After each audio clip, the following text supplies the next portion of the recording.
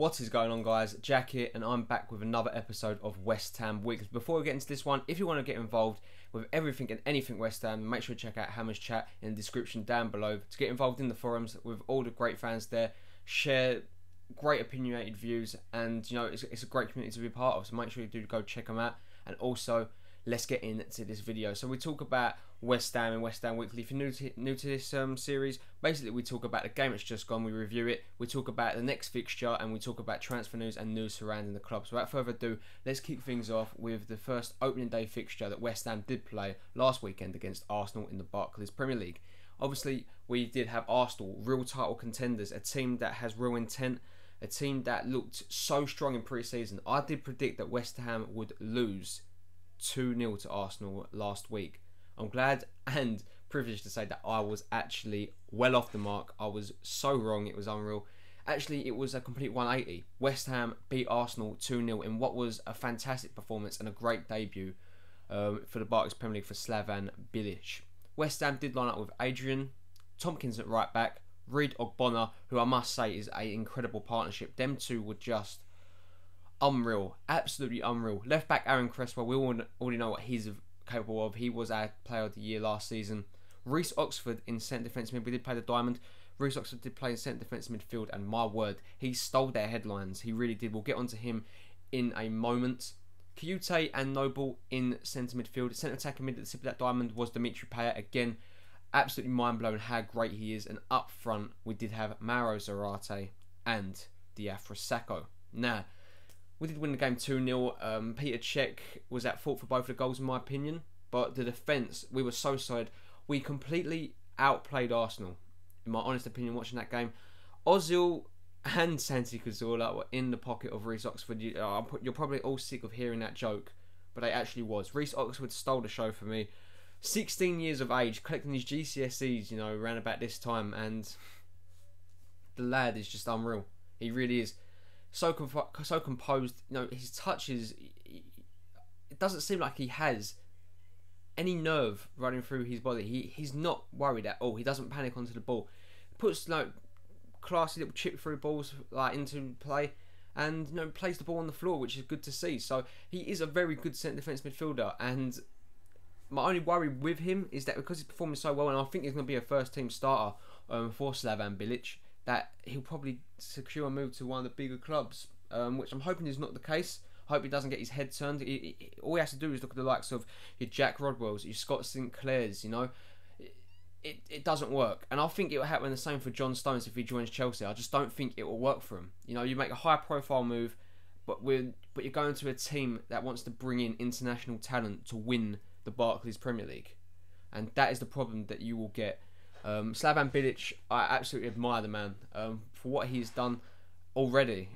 Bringing through Reece Oxford, he has belief in young talent, something that we would never have seen under Sam Allardyce, in my honest opinion. I think Reece Oxford would still probably be in the youth squad. He would still be in the youth squad if Sam Allardyce was still in charge for this season, and we probably would have lost at Arsenal with the way he would have set up. But Bilic, credit where it's due, he put out a great side, great philosophy. And the game plan obviously worked. A lot of people were slating him for resting them players on Thursday night, thinking we're going to lose to Arsenal anyway, so why crash out the Europa League and sacrifice that? But in the end, he's kind of made up for it for that 3 vital points at the Emirates. I think it's the first time he won there in like 6 years. I'm not too sure off the top of my head, but very well played for the Hammers indeed. Dimitri Payet stole the show for me also. A great attacking player. Mad how we've got him, of his attacking quality, in our team at the moment. It's just unreal, and I'm so blessed to have him in our side. He is just incredible. He really, really is. Who else had a great? Ogbonna and Reid, like I said, them two. Oh my word, what a performance for Angelo Ogbonna. Looks like a very solid centre back, and him, Tompkins, Reid, and Collins, all very good centre backs for different reasons. Collins is one of them players that just puts his body on the line, puts his head where you wouldn't put your foot sometimes. He is a great old-fashioned centre back. Ogbonna, athletic, he's a powerhouse. Winston Reid is the same, and James Tompkins, he's the boy that's come through the academy and has grown so much, and also is a very solid centre back. Adrian in goal, unreal. Sakho again showed a glimpse of brilliance, and hopefully we'll see more from him, and gets off the mark against Leicester. Zarate's goal, unreal. great finish from him, and so was Kayute's from a set piece, got there ahead of Peter Cech.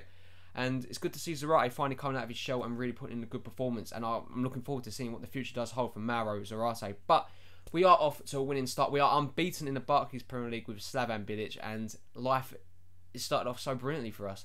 Without further ado, let's move on now to transfer news. And quite shockingly, there isn't that much transfer news to talk about. West Ham are in the hunt for a new striker. But before we get into that, we have to talk about Alex Song. It would seem that West Ham have pulled out of the deal for Alex Song. It looks like he could be staying at Barcelona, even though they look to offload him too.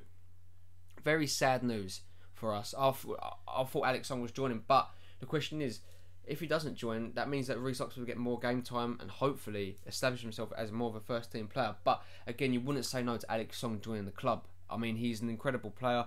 We saw what he done at the start of last season, and I think he can emulate that for a whole season with Slavan Bilic motivating him. So, again, it's disappointing not to see Alex Song looking like he's not going to come to the club, but I hope that we do 180 and get him in. Also, Joe Barton was rumoured to be joining the club, but due to fan protest, that has completely done a U-turn and he will not be signed. He did release a video message. Go check it out on his Twitter. He did actually post a video message wishing West Ham the best of luck in the future and the club going in the right places. So that was good from him, but still, putting out a heartfelt message doesn't make me want to have him at the club. You know, it doesn't make me feel sorry for him because he's a player that, you know, no matter what, he just won't change. Footballing wise, he's a great player. He can put in a great challenge, but you always run that risk of him getting sent off or doing something stupid, bringing bad publicity to the club, and that's just something we don't want. You don't want a hot-headed player in your side taking all the positives. You know, we could win a game 3-0, but if he headbutts someone, all the media attention is going to go on to Joey Barton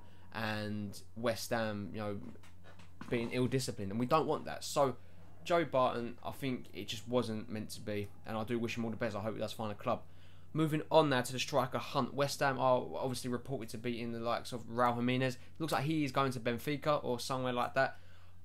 Javier Hernandez, we put a £12 million bid in for him, but Louis van Gaal says that he's in his plans and he is the second choice striker behind Wayne Rooney.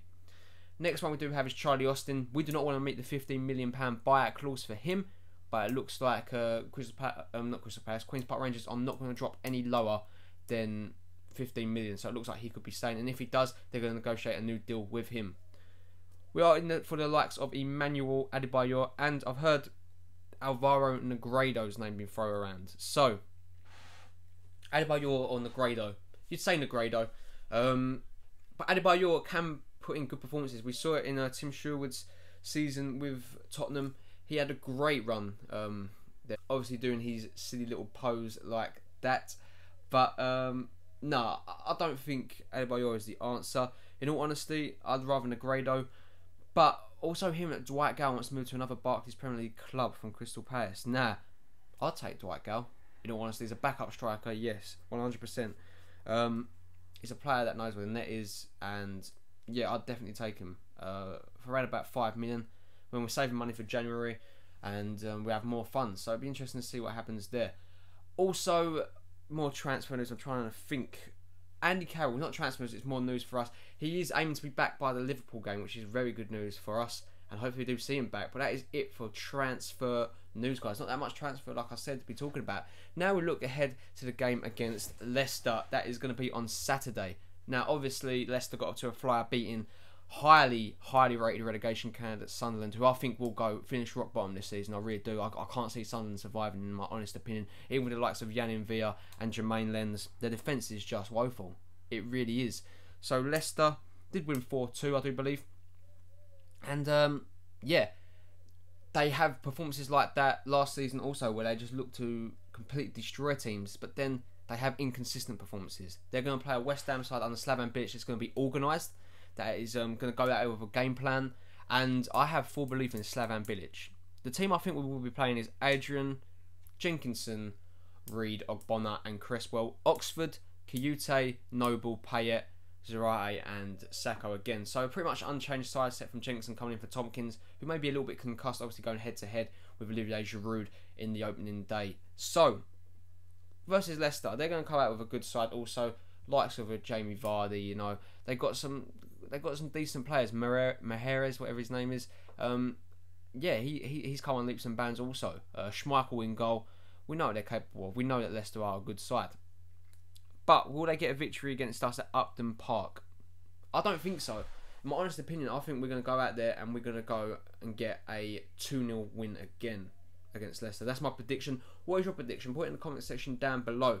Obviously, we beat Leicester last season at their ground, and I think they did beat us at our ground. So, you know, it's just one of them. It's a weird one. You don't really know which way it's going to go because you can't really tell how a team is by the opening day. You can't look too much into it. So I think that things are going to be looking on the up for us. I think that we will get a win and we will be on 6 points by the time the weekend's done. I think Dimitri Payet's going to get the goal, and I think Diafra Sakho will get the other one. I think, yeah, I'm looking forward to it. And for the first time in ages, when we get a free kick, I want to add this to the note. I actually do get quite excited because we've got like Aaron Cresswell and Dimitri Payet that can take a free kick, and that are awesome. So, be interesting to see what happens there. I have done a BPL prediction also for the season coming up. It's only a little one I've done for fun. I didn't really I went through all of the games. So obviously each team plays 38 games. I went through all them fixtures and just done a little predictor. So it's going to be up on the screen here. I did predict Chelsea to win the league with Arsenal to come second. United and City just behind each other. Now, in hindsight, I'm thinking City will actually come above Manchester United and maybe even above Arsenal. But this was done right before the start of the season, so I just thought I'd do it for a bit. It's only a bit of fun, but let me know what you think the Barclays Premier League table will look at. Liverpool and Tottenham in 5th and 6th. Stoke in 7th after signing of Sheridan Shaqiri, Bojan, Afellay. They look like an awesome squad, so I definitely would have them there. West Ham in 8th place. Now that's what we're aiming for this season, and I think we'll get it. Southampton will miss that narrowly and level on points with Crystal Palace in respectively in 9th and 10th. And also Swansea in 11th. So from 8th to 11th, we actually do have a 1 point difference between Swansea, Palace, Southampton and West Ham. That's how I think how close that mid-table spot is this season. It really is all to play for, I think. Newcastle do come in 12th. I think they've got a very strong side this season also. Aston Villa, again, they've bought well. And Norwich in 13th and 14th. I think Norwich will survive this season, in all honesty. Everton in 15th, which is a weird one for me. Obviously, like I said, Leighton Baines out for them. I just don't think they have the firepower. You know, you watched them against the new boys last week, and they just didn't perform all that well. They had to rely on Aruna Kone to save them. So I don't know. I'm not sure about Everton this season. Bournemouth in 16th. I think they'll survive just, along with Leicester, who I think will just survive. Look how close that is between Leicester and West Brom. I think West Brom, Sunderland and Watford will be the teams that go down this season. Disappointing, but what do you guys think? Who do you think will qualify for the Champions League and Europa League? Who do you think will be the top 6 then? Where do you think West Ham will finish, and who do you think will get relegated? Let me know in the comment section down below. Thank you ever so much for joining me today. That is going to bring an end to this video. If you did enjoy it, as always, make sure to smash that like button. I would very much appreciate it. If you are new around here and you haven't already, then why not hit that subscribe button too, guys? I would very much appreciate that too. And as always, I hope you have a really nice day, and hopefully West Ham get the result on the weekend. Peace.